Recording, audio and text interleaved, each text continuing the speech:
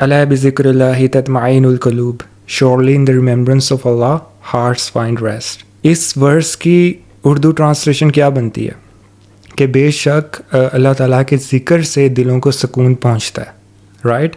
ہم سب نے سنی ہوئی ہے، لیکن جس سکون کی اللہ تعالیٰ قرآن میں بات کر رہے ہیں نا، وہ ہماری ڈیفینیشن سے بالکل مختلف ہے. جو ہم نے ڈیفینیشن بنائی ہوئی ہے نا سکون کی، it is very completely different from it.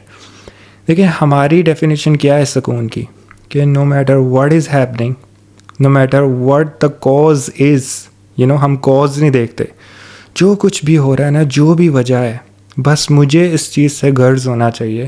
میرے لیے کیا چیز میٹر کرتی ہے کہ میں بے چین ہوں، اور میں ڈپریسڈ ہوں، تو میں کیا کروں گا؟ میں یہ سوچوں گا کہ اگر میں نماز پڑھوں گا نا تو یقیناً مجھے سکون ملے گا. You do not focus on the cause, کہ کاز کیا ہے. And it can create a big problem, it can create a chaos. Let me give an example. We all know what is happening in Gaza, ٹھیک ہے؟ اور اگر کوئی شخص غازہ کو تفصیل میں پڑھے، اس کی سچویشن کو سمجھنے کی کوشش کریں، یا خود وہاں جائے اور لوگوں سے خود سنیں کہ ان کے کیا حالات ہیں، وہ ان کے حالات سننے کے بعد وہ شخص کافی زیادہ پریشان ہو جائے، اس کے دل میں یہ فکر پیدا ہو کہ میں ان لوگوں کی ہیلپ کروں، ٹھیک ہے؟ وہ بہت بے چین ہو اور اس کی راتوں کی نیند اڑ جائے، اس سے وائلنس دیکھا نہ جائے. سم پیپل سے دیٹ وی کی ناٹ سی دا وائلنس، ہمارا دل بہت چھوٹا ہے، پھر وہ کیا کرتے ہیں؟ وہ اوائڈ کرتے ہیں. آئی انڈرسٹینڈ کچھ لوگوں کا ایشو ہوتا ہے، but not every one should have this issue, not every one should have this problem, ٹھیک ہے؟ اینی وے، اب وہ شخص جو ہے وہ سچویشن کا معائنہ کرنے کے بعد گھر آئے اور اس کی راتوں کی نیند اڑ جائے کہ میرے سے وہ سویا نہیں جا رہا اور میں بہت بے چین ہوں، پیپل آر سفرنگ اور میں بہت بے چین ہوں، تو پھر اس کو تیسرا شخص یہ سجیشن دے کہ تم نماز پڑھو، اللہ تعالیٰ کا ذکر کرو، ان لوگوں کے لیے دعا کرو، یقیناً تمہیں سکون ملے گا، یقیناً. تو وہ شخص پتہ کیا کہنا چاہ رہا ہے؟ کہ ان کی سچویشن کو نگلیکٹ کرو، بس ان کے لیے دعا کرو، ان کی فزیکلی کوئی ہیلپ نہ کرو، ان کی کس طرح مدد کرنی ہے، ان کو کس طرح اس پرابلم سے نکالنا ہے، اس کے بارے میں مت سوچو، بیکاز اس سے تم خود ہارم ہو رہے ہو. اس کو نگلیکٹ کرو، اللہ تعالیٰ کا ذکر کرو، اللہ تعالیٰ کے ذکر میں سکون ہے، یقیناً تمہیں سکون پہنچے گا اور تمہارے اندر وہ ایک سینس آف کمپلیشن آ جائے گی، اینڈ دس از رانگ. اور ہمارے یہاں سکون کی ڈیفینیشن یہی ہے. وی ڈو ناٹ کیئر کہ جو بے چینی ہے، جو بے سکونی ہے، اس کی وجہ کیا ہے. سم ٹائمز یہ جو بے چینی ہوتی ہے نا، یہ جو بے سکونی ہوتی ہے، it is the greatest blessing from اللہ، اور ہم یہ ریئلائز نہیں کرتے. I personally believe a Muslim should never have a sense of self completion. Self satisfaction is not your purpose, happiness is not your purpose. اب قرآن کس سکون کی بات کرتا ہے؟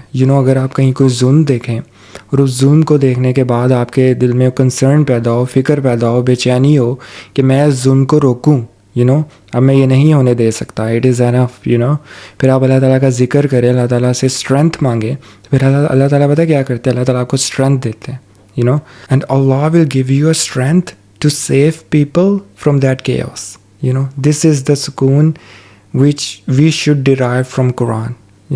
موسیٰ علیہ السلام جب فرعون کو فیس کرنے جا رہے تھے نا، تو موسیٰ علیہ السلام کا کیا کنسرن تھا؟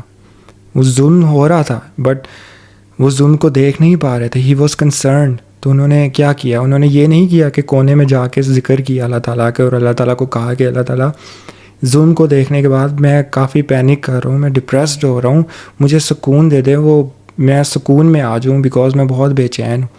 نو، he ask for the strength. انہوں نے اللہ تعالیٰ کا ذکر کیا، اللہ تعالیٰ سے دعا کی، لیکن کیا دعا کی؟ اسٹرینتھ مانگی، اور اللہ تعالیٰ نے ان کو سکون دیا.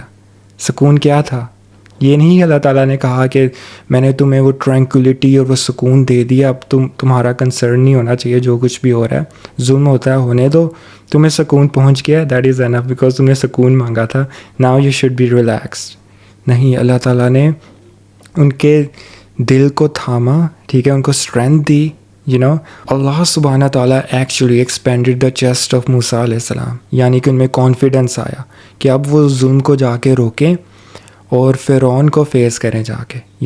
جب رسول اللہ صلی اللہ علیہ وسلم مکہ میں ہوتے ہوئے ظلم کو دیکھتے تھے تو وہ کیا کرتے تھے؟ اللہ تعالیٰ کا صرف ذکر کرتے تھے کہ اعلیٰ میرے سے یہ وائلنس نہیں دیکھا جا رہا، یہ ظلم نہیں دیکھا جا رہا، میرا دل جو ہے میں بہت بے چین ہو رہا ہوں، مجھے سکون دے. نہیں، کنسرن پیدا ہوا. کنسرن بہت امپورٹنٹ ہے کہ میں نے اس کو روکنا ہے، میں نے ظلم کو روکنا ہے. But I am weak and you ask for the strength.